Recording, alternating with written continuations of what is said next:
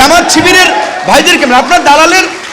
আজকে বিএনপির সাথে নির্বাচন করায় আন্দোলন করায় আমরা যদি দালাল হই আপনারা দালালের নিম্ন ছিল তো আপনি এখন রাশেদ খান বিএনপির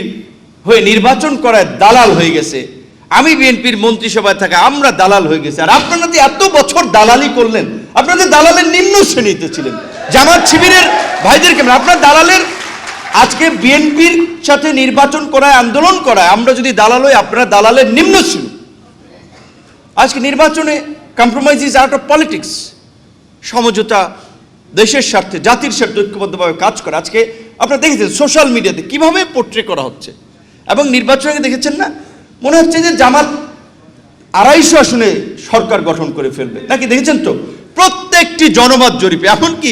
আপনার যেই সমস্ত আসনগুলোতে জামাত ভোট পায় নাই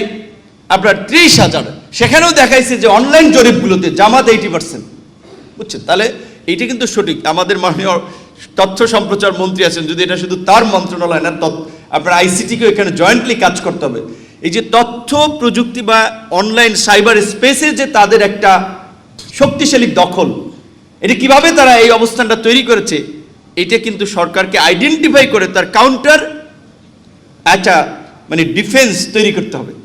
এইখানে কিন্তু বিএনপির অত্যন্ত অবস্থান দুর্বল সাইবার স্পেস আমি বলবো কারণ সরকারকে শুনুন একটা দেশের প্রধানমন্ত্রী রাষ্ট্রের সর্বোচ্চ প্রধান ব্যক্তি নির্বাহী প্রধান ব্যক্তি তার কথাবার্তা বলা তার সমালোচনা যৌক্তিকভাবে করা যায় আজকে কিছু কন্টেন্ট ক্রিয়েটরের নামে কিছু ব্যক্তি এমন অশালীন কুরুচিপূর্ণ মন্তব্য করে এটা তো রুচি পরিপন্থী মন্ত্রীদের কিনে অবশ্যই স্বপন ভাই মন্ত্রী আমাকে নিয়ে আপনি সমালোচনা করবেন কারণ সেই রাইট আছে আমি আপনার জনগণের প্রতি দায়বদ্ধ আমার কাজের জন্য কিন্তু সমালোচনার তো একটা ভাষা আছে এবং একটা জিনিস দেখবেন আমি নোটিস করেছি বিশেষ করে সরকারি দলের নেতা এমপি তাদের প্রোফাইলে গেলে পাবেন মন্ত্রীদের নিচে কমেন্ট করে তার প্রোফাইলগুলো চেক করে দেখবেন